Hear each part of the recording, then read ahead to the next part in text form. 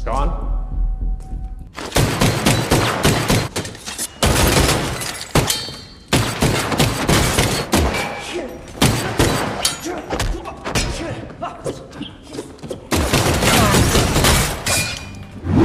Sa simula ng pelikula, ipinapakita si John Wick na nasa New York City habang nagpapakondisyon ng kanyang sarili upang makapaghiganti sa high table.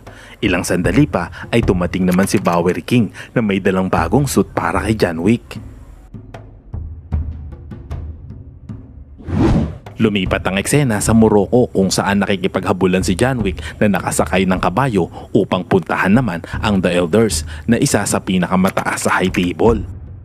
Pagkarating ni John Wick sa The Elders, sinabi sa kanya nito na walang magbabago kung papatayin siya nito at lalo lang lalala ang sitwasyon na kinalalagyan niya. Gayunpaman ay tinuluyan pa rin ni John Wick ang The Elders. Not really. Dahil dito, sina Winston, ang manager ng Continental Hotel, at ang kanyang kanang kamay na si Charon ay ipinatawag ni Marquis, isang senior member ng high table. Isinisi nito sa kanila ang pangyayari dahil hindi nila nagawang mapatay si Mr. Wick, kung saan tinanggal si Winston sa pagiging manager ng Continental Hotel at makikitang pinasabog din nila ito. Maya-maya ay hinugot niya ang kanyang baril at ipinutok kay Winston, ngunit ang kanyang binaril ay si Charon. Lumipat ang eksena sa lugar ng Paris kung saan ipinapakita ang isang retired at bulag na assassin ng high table na nagngangalang Kane. Isa rin siyang malapit na kaibigan ni Mr. Wick noong panahon na sila ay magkasama pa. Nais kuhanin ni Marquis ang kanyang serbisyo upang patayin si John Wick, ngunit dahil pinagbantahan na papatayin ng kanyang anak ay wala siyang nagawa kung hindi sumunod na lamang. Samantala, sa lugar ng Osaka Continental, ipinapakita ang isang babae na nagngangalang Akira na anak ng may-ari ng hotel. Nang may dumating na isang lalaki na nagngangalang Nobody na nais mag-check-in, ngunit lumalabas na ang lalaki ay isa rin palang assassin na naghahanap kay John Wick. Ilang sandali pa ay makikita naman si Shimazu na siyang nagmamay-ari ng Osaka Continental kung saan naman nagtatago si John Wick. Maya-maya pa ay dumating ang mga tauhan ni Marquis na si Chidi kasama si Kane upang hanapin si John Wick. Dahil nagpupumilit ang mga ito na halugugin ang Continental ay pinuntahan sila ni Shimazu upang pakiusapan, at dahil hindi sila nagkasundo ay naganap ang isang matinding labanan.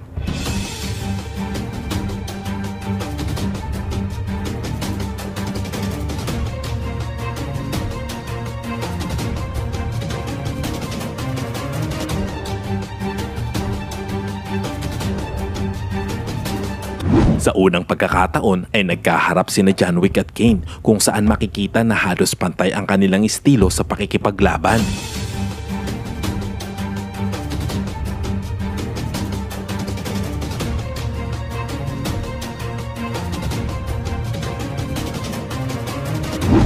Ngunit na-interrupt ang kanilang labanan nang pumasok sa eksena si Nobody kung saan nagpaputok ito ng shotgun. Sa paglabas ni John Wick sa hotel ay nakita niya si Shimazu kasama ang kanyang anak na sugatan. Nais niya silang tulungan, ngunit sinabihan siya nito na tumakas na lamang at wag na silang intindihin. Sa kanyang pag-alis sa hotel ay patuloy pa rin siyang hinahabol ng mga assassin, ngunit sa pangalawang pagkakataon ay nakatakas na naman siya dahil kay Nobody na nagsasabing maliit pa ang patong nito sa ulo upang siya ay patayin. At sa paglabas naman ni Shimazu at Akira ay hinarang sila ni Kane. Naglaban ang dalawa at napatay ni Kane si Shimazu na dati rin nitong kaibigan, ngunit pinakawalan niya naman si Akira. Lumipat naman ang eksena kung saan makikitang nag-uusap si Nobody at Marquis. Inutusan siya nito na hanapin si John Wick para sa kanya, ngunit nais magbabayad ng malaking pabuya ni Nobody. Ngunit habang nagkakamay ang dalawa ay sinaksak ni Marquis ang kamay ni Nobody dahil sa pagiging gahaman nito. Sa pagbalik naman ni John Wick sa New York, pinuntahan niya ang libingan ni Sharon at nakita niya doon si Winston at sinabi sa kanya nito na kung nais niyang makaganti at mapawalang sala sa lahat ng kanyang ginawa ay hamunin niya si Marquis sa isang duelo. Ngunit bago niya ito magawa, bilang tradisyon ng high table ay kailangan niya munang makipagkasundo sa dati niyang pamilya na Ruska Roma upang mapagbigyan ang kanyang kahilingang duelo. Sa pagtungo niya sa Berlin, habang papasok siya sa simbahan, ay pinaputukan agad siya ng isang pari. Maya-maya pa ay makikitang nakatali na ang leg nito sa isang lubid. Si Katya na kanyang adoptive sister ay nais siyang patayin, ngunit sinabi ni John Wick sa kanya na kaya niyang ipaghiganti ang ama nito kung makikipagkasundo sila sa kanya. Ngunit bago mangyari yon ay binigyan siya ng misyon ni Katya na patayin si Kila na siyang kumitil ng buhay ng kanyang ama. Maya-maya pa ay nagkaharap-harap na sina Kila, John, Kane at Nobody. Sa pagkakataong ito, ang nais lang ni John ay ang patayin si Kila at nagtagumpay naman ito sa kanyang misyon.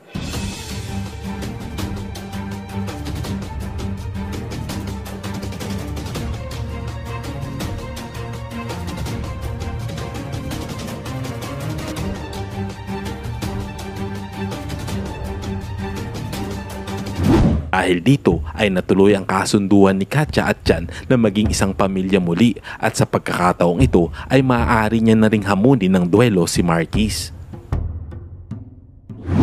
Kalaunan ay pinag-usapan na nila ang magaganap na duelo kung saan kapag nanalo si John Wick ay maaalis na ng tuluyan ang obligasyon nito sa high table at maibabalik na rin sa pagiging manager ng Continental Hotel si Winston. Isa rin sa kasunduan ay kailangang makarating ni John sa lugar ng duelo bago pa man sumikat ang araw. At kung mabigo siya ay papatayin silang dalawa ni Winston.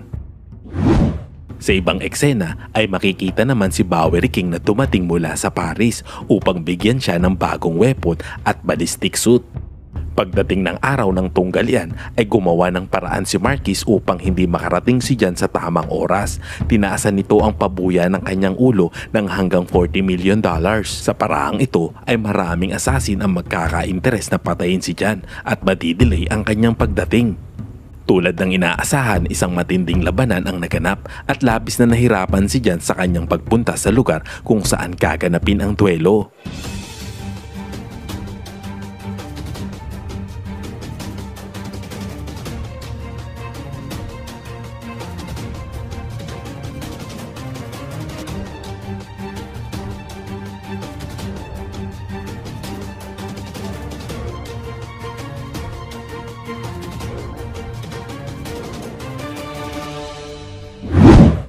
Isang punto, nagkaharap muli si John at Nobody, ngunit sa halip na barilin nila ang isa't isa ay binaril ni John si Chidi na nais patayin ng alagang aso ni Nobody.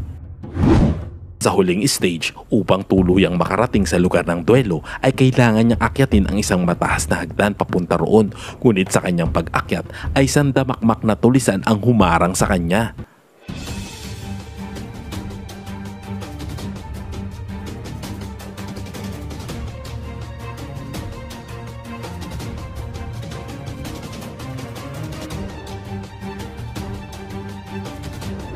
Matapos niyang pabagsakin ang mga kontrabida ay sa wakas narating na nito ang itaas na bahagi, ngunit hindi pa pala tapos ang kanyang pakikipaglaban dahil dumating naman si Chidi at sinipa siya pababa ng hagdan at nang pagulong-gulong ito pababa at potrages bumalik na naman siya sa simula. At dahil ilang minuto na lang ang nalalabi upang siya ay makarating sa lugar, ay tinulungan na siya ni Kane upang magapi ang lahat ng humaharang sa kanyang daan.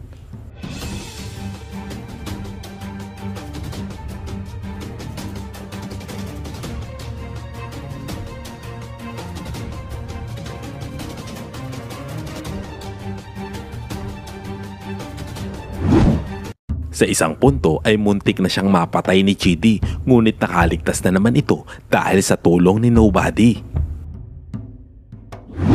Narating ni Kane at John ang tuktok sa tamang oras at doon nagsimula ang kanilang duelo.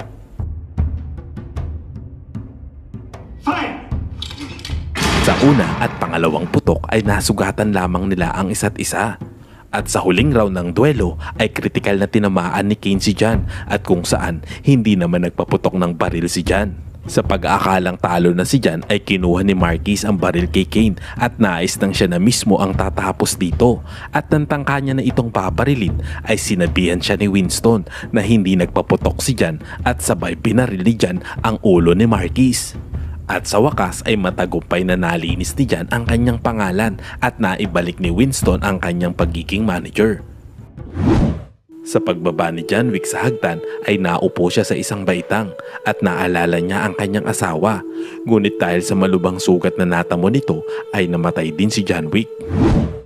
Sa huling eksena, makikita si King Bauer at Winston na nakatayo sa harap ng libingan ng mag-asawang John at Helen. Maya-maya ay nagtanong si King Bauer kay Winston kung nasaan kaya si John ngayon, sa langit ba o impyerno. Sumagot naman si Winston na walang nakakaalam. Ikaw kaibigan, alam mo ba kung nasaan si John Wick ngayon at totoong namatay nga kaya ito? Anong masasabi mo kaibigan sa moving ito? Nagustuhan mo ba kaibigan ang katapusan? Paki-comment naman sa baba. At huwag mo sanang kalimutan na i-like ang video ito at mag-subscribe ka na rin sa aking channel bilang suporta kaibigan. Maraming salamat! Sana'y nagustuhan mo kaibigan ang kwentong ating itinampok. Kung magkagayon ay baka naman pwedeng paki-like ang video ito at pa-subscribe na rin sa aking channel. Kung hindi mo naman ito nagustuhan ay pwede mong pindutin ang dislike button ng 2 beses para makasigurado ka.